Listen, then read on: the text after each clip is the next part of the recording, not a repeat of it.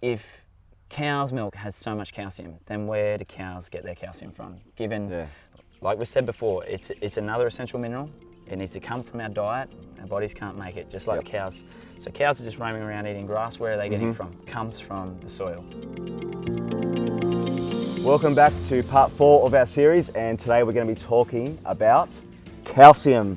And I cannot wait to get into this subject, because this subject is probably the biggest subject we have in regards to a whole food plant-based diet. There is so many doctors and other health professionals saying drink milk for calcium, get calcium from animal resources, and we're here today to chat to you, to blow this myth straight out of the water, and I cannot wait to talk to you about it. So let's talk about calcium. Let's blow it out. Let's blow it out. Let's blow it out of the water. Yeah, right. Mate, it's another myth that's quite easy to dispel. Another one that hit me when I was making my transition. I think it's what you need to do is obviously acknowledge where I've came from. Like I sat there and thought for ages, I needed calcium from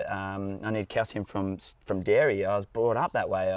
Like I said, I was drinking 6 litres of cow's milk a week. I was probably going through a kilo of cheese a week.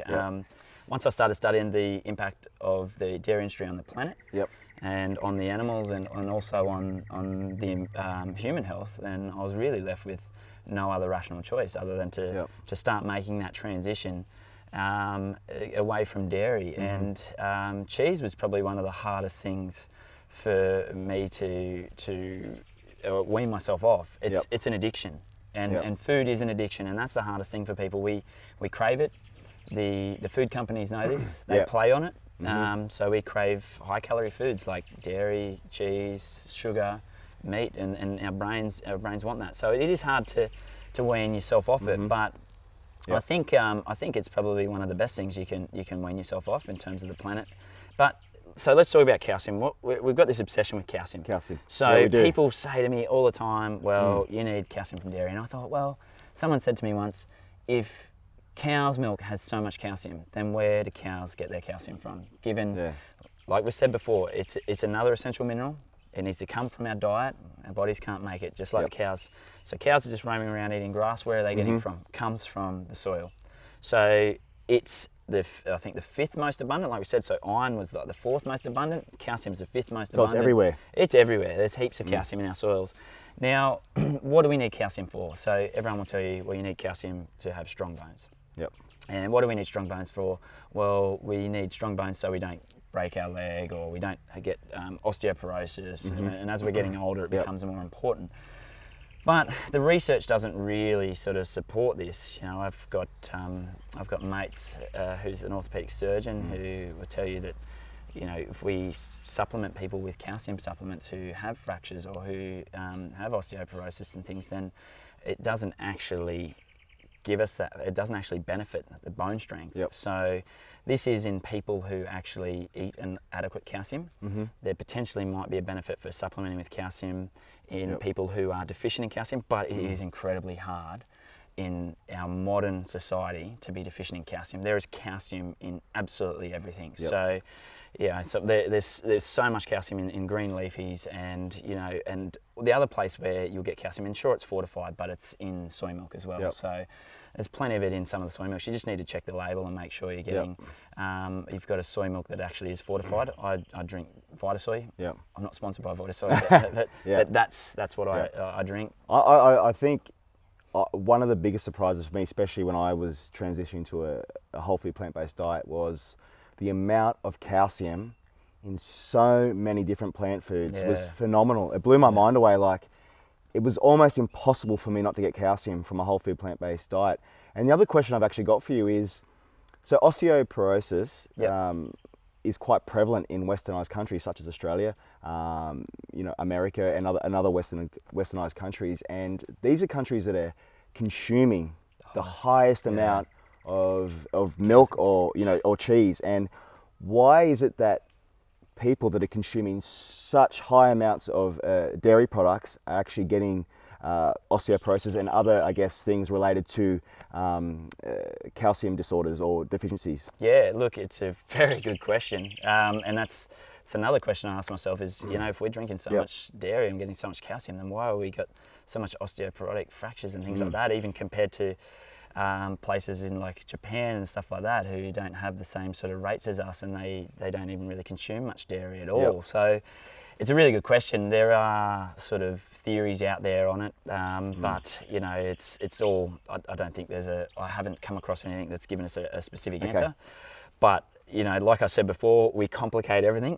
The simple answer is you can get it from plants, and that is the ultimate thing. Is that it's just like it's in absolutely so much food that we eat. You know, and we sit there and we have this obsession with, oh, you know, you've got to have this particular food's got calcium in it, so now we have to have this particular food for iron. But it's just like, it's, as you said, there's so many fruit and veggies that have calcium in it, and you get all the calcium you need from plants. So the recommended daily intakes of calcium, if you look at the National Health and Medical Research Council, which is where I probably get most of my data from, it says about 1,000 milligrams a day of calcium for men, about 1,300 milligrams a day of calcium for women. Now, that obviously changes with women who are going through menopause and things like that, a bit older. But the recommended daily intakes, that's a fair bit of calcium. And the recommended daily intakes are often overstated, and they're often in far excess of what we actually need. And so what does the research show? Well, two are probably the biggest studies that we know in the plant-based community were the EPIC Oxford study and the Adventist Health study, two massive cohort studies that looked at thousands of people. And they showed that, looked at people who obtained their calcium through animal products such as dairy and people who obtained their calcium through plant products. There was absolutely no difference in fracture rates or osteoporosis rates between these two groups, as long as you were getting over 550 milligrams of calcium a day, which is half the recommended daily intake. And I guess we're going to touch a bit more on cow's milk in our next series, but it's highly unnatural for a species, especially an adult species, to consume milk anyway, but then again, from milk from another species is even more bizarre. Do you not? Isn't it? Oh, that's 100% true. It's not right. It's one of those things that you're so ingrained and you're so brought up. It's so ingrained in our culture, and you're brought up to believe this. And if you actually think about what milk is, you start to realise that. Now, people get very angry when you talk about this sort of stuff, like, well, you know, but it's interesting. So you wouldn't drink milk from a dog, you wouldn't drink milk from a pig, or, you know, no one would drink milk from any other species, but we've just been sort of programmed to accept that drinking milk from dairy is natural, when it is not natural. Because if it was natural, like, why do we pasteurize it and homogenize it? So we pasteurize it to kill all the bacteria in the milk, so that it's suitable for human consumption. And then we can put it on our shelves. So hey, look, you know, you're talking about what's natural. All I think about when I think about natural is, and it's not a real good thought to think, but actually someone underneath a cow drinking milk from the teat, and it's just like that's not going to happen. That's not natural. It's not a natural thought. It's for a baby. It's for a calf. Yeah. So cow's milk is specifically designed to turn a baby calf into a big cow as fast as they can. It's got a lot of growth hormones, a lot of hormones in there and things like that. And we can talk about soy later. A lot of people think, oh my God, it's bad for your hormones. I hear that all the time. But the one, if we're thinking hormones and we're thinking estrogen, cow's milk has the most estrogen in it. And soy milk has none. It's got what we call phytoestrogens, which is a complete different structure, reacts completely different way in the body. And it's actually thought to be protective for our health. Now, there are studies that are linking dairy to breast cancer. Again, it's hard to prove causation. We can't say correlation implies causation, but there are studies suggesting it.